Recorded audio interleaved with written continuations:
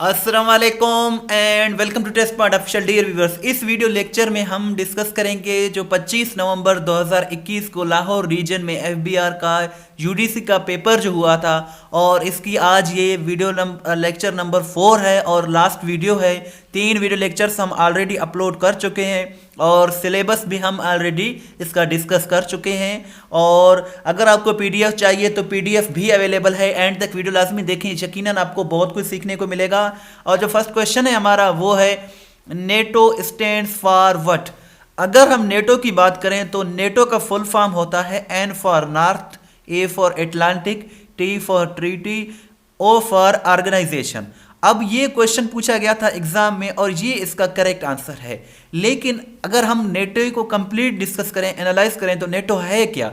Actually NATO को establish किया गया था 4 अप्रैल 1949 को। 4 अप्रैल 1949 को इसको बनाया गया था। और इसका पर्पस क्या है, इसको बनाया क्यों गया है, इसका क्या मकसद है। सो ये एक मिलिट्री अलायंस है, यानी कि ये इसको दुनिया का सबसे बड़ा फौजी इतिहाद समझा जाता है। और इसके जो इस वक्त मेंबर कंट्रीज़ हैं वो 30 हैं, 30 इसके मेंबर कंट्रीज़ हैं। और इसका जो हेडक्वार्टर है वो ब्रसल्स में है। ब्रसल्स एक सिटी है और बेल्जियम इसका कंट्री है। सो बेल्जियम के जो एक सिटी है ब्रसल्स, उधर इसका हेडक्वार्टर है। और लास्ट ज्वाइंट किस कंट्री ने आखिर में, सबसे आखिर में नेटो को ज्वाइन किया था, सो उस कंट्री का नाम है नॉर्थ मैसेडोनिया। नॉर्थ मैसेडोनिया ने सबसे आखिर में नेटो को ज्वाइन किया था। और इसके अलावा सारे इंपॉर्टेंट मैंने टॉपिक्स बता दिए हैं इसके रिलेटेड। और इसके जो है इसकी जो कंट्रीज़ हैं वो यूरोपियन कंट्रीज़ हैं और साउथ अमेरिकन कंट्रीज़ हैं। और आज से ये पूछना है कि क्या इसमें कोई एशियन कंट्री है या नहीं है, ये आपने मुझे क्वेश्चन बताना है। अगर है भी, कौन सा कंट्री है एशिया का जो नेटो का मेंबर है, वो आपने मुझे कमेंट सेक्शन में बताना है। बाकी जो भी एग्ज़ाम में नेटो के रिलेटेड पूछे जाते हैं वो यही पूछे जाते हैं कि ये किस किस्म का ये एक अलायंस है। सो ये मिलिट्री अलायंस है, इसका full form North Atlantic Treaty Organization है। 4 अप्रैल 1949 को सोवियत यूनियन को कंट्रोल करने के लिए बेसिकली इसको बनाया गया था। इस वक्त इसके 30 मेंबर्स हैं और ब्रसल्स में इसका हेडक्वार्टर है। सबसे आखिर में नॉर्थ मैसेडोनिया ने इसको ज्वाइन किया था। नेक्स्ट क्वेश्चन है blue line under a text in MS word means. Blue line का क्या मतलब होता है एमएस वर्ड में। अगर किसी टेक्स्ट के नीचे आ जाए ब्लू लाइन तो इसका मतलब होता है कि आपके ग्रामर में कोई मिस्टेक है। सो ग्रामर मिस्टेक के लिए ब्लू लाइन आ जाता है। और अगर रेड कलर आ जाए आपके टेक्स्ट के नीचे तो इसका मतलब होता है कि आपके मिस्टेक में प्रॉब्लम है। और अगर ब्लू कलर आ जाए तो इसका मतलब होता है ग्रामर मिस्टेक है। और अगर ग्रीन कलर आ जाए तो इसका मतलब है आप वर्ड्स को रिपीट कर रहे हैं। वर्ड्स को रिपीट करने पर ग्रीन कलर का जो टेक्स्ट है वो आपके वर्ड के नीचे, आपके टेक्स्ट के नीचे आ जाएगा। सो ये तीनों चारों ऑप्शंस जो हैं इम्पोर्टेंट हैं कंप्यूटर के रिलेटेड। आगे बढ़ने से पहले छोटी सी रिक्वेस्ट है कि हमारे चैनल को ज़रूर सब्सक्राइब करें, बिकॉज इस तरह की अच्छी अच्छी वीडियोस हम डेली बेसिस पर बनाते रहते हैं। नेक्स्ट क्वेश्चन है an Excel file is generally called. Excel file को जर्नली क्या कहा जाता है, वर्कबुक, शीट, वर्कशीट या फिर स्प्रेडशीट। सो यहाँ ए इसका करेक्ट आंसर है। एक्सेल फाइल को वर्कबुक कहा जाता है। नेक्स्ट क्वेश्चन है calculations and preparation of tables and graphs can be done by using. So यहाँ 4 ऑप्शंस हैं, notepad, Adobe, Photoshop, PowerPoint या फिर एक्सेल। सो यहाँ जो करेक्ट आंसर है वो है डी। ये कैलकुलेशंस या फिर टेबल्स की प्रिपरेशन, ग्राफिक्स को हम इनको बना सकते हैं, इन पर काम कर सकते हैं एक्सेल में। Excel is the correct answer here. The printed output from a computer is called. So यहाँ 4 ऑप्शन दिए गए हैं, copy, soft copy, hard copy या फिर पेपर। सो यहाँ सी करेक्ट आंसर है। प्रिंटेड आउटपुट कंप्यूटर का जो होता है इसे हार्ड कॉपी कहा जाता है। नेक्स्ट क्वेश्चन है अ pre designed presentation is called. Pre designed जो है प्रेजेंटेशन को क्या कहा जाता है, slide master, master slide, slide sorter या फिर टेम्पलेट। सो यहाँ जो करेक्ट आंसर है वो है D.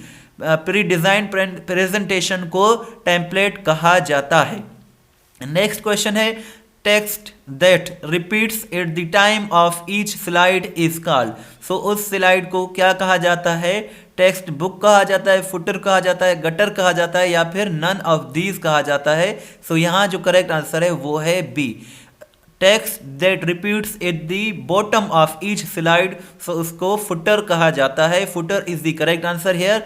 Dash chart is a visual presentation of numerical data. So यहाँ चार ऑप्शन हैं, इक्विटेशन, बुक मार्क, चार्ट या फिर पिक्चर। सो यहाँ जो करेक्ट आंसर है वो है D, picture chart is a visual presentation of numerical data. Next question है the shortcut key for finding text is. So यहाँ चार ऑप्शन हैं, control H, control F, control G या फिर all of these. So all of these नहीं होगा, यहाँ जो करेक्ट आंसर है वो है कंट्रोल एफ। कंट्रोल एफ हम लगाते हैं जब हमें कोई अल्फाज ढूंढना हो, सो वहाँ हम कंट्रोल प्लस एफ का यूज़ करते हैं। डियर व्यूअर्स, पूरी वीडियो देखने के बाद नीचे दिए गए लिंक पर क्लिक करके अपना टेस्ट लें ताकि आपको मालूम हो जाए कि कितने सवालात आपको याद हो गए हैं। नेक्स्ट क्वेश्चन है the keyboard shortcut key for placing text at center, center text is. So यहाँ चार ऑप्शन हैं हमारे पास, control J, control B, control E या फिर नन ऑफ दीज। सो यहाँ जो करेक्ट आंसर है वो है C, C is the correct option here. Control E हम लगाते हैं जब हमें प्लेस करनी हो टेक्स्ट को सेंटर में। सो यहाँ कंट्रोल ई जो है इसका करेक्ट आंसर है। Combining two or more cells into one cell using word feature is called। So यहाँ चार ऑप्शन है, combined cells, merge cells, unite cells या फिर none of these। सो यहाँ बी इसका करेक्ट ऑप्शन है, यहाँ इसको merge cells कहा जाता है।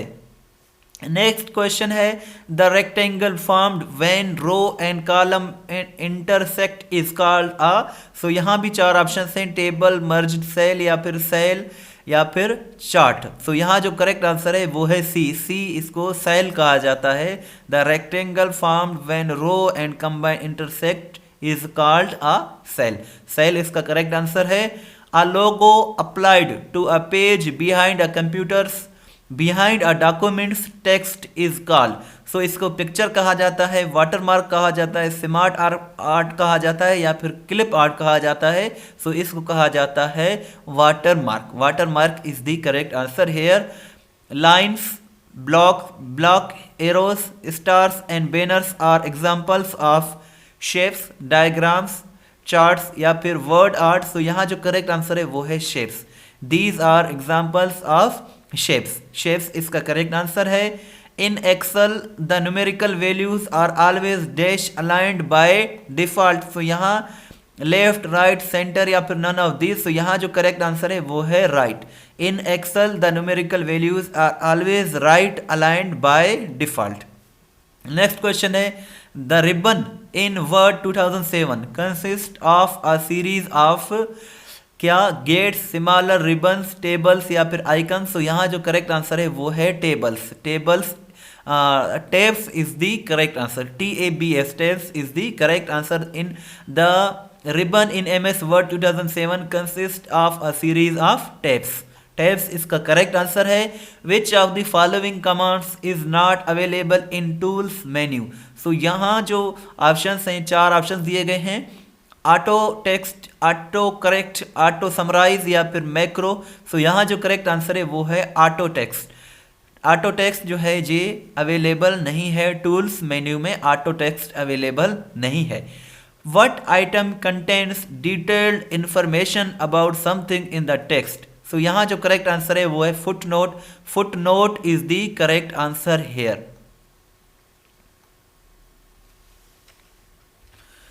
डियर व्यूवर्स, अगर ये वीडियो आपको अच्छी लगी है तो आप इसे शेयर ज़रूर करें। अगर आपको PDF चाहिए तो PDF भी डिस्क्रिप्शन में अवेलेबल है, जिसे आप डाउनलोड कर सकते हैं बगैर किसी पासवर्ड के। किसी भी टेस्ट की तैयारी कर रहे हैं, FBR के टेस्ट हो, करंट अफेयर्स हो, इंग्लिश के रिलेटेड आपको MCQ चाहिए तो गूगल पर आप सिंपली सर्च करें testpoint.pk। सो ये बहुत ही अच्छी वेबसाइट है, आप इसे ज़रूर विज़िट करें।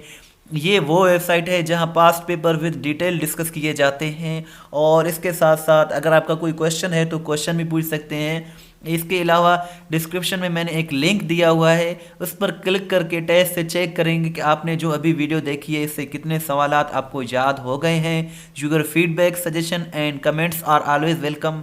थैंक्स फॉर वॉचिंग एंड अल्लाह हाफिज़।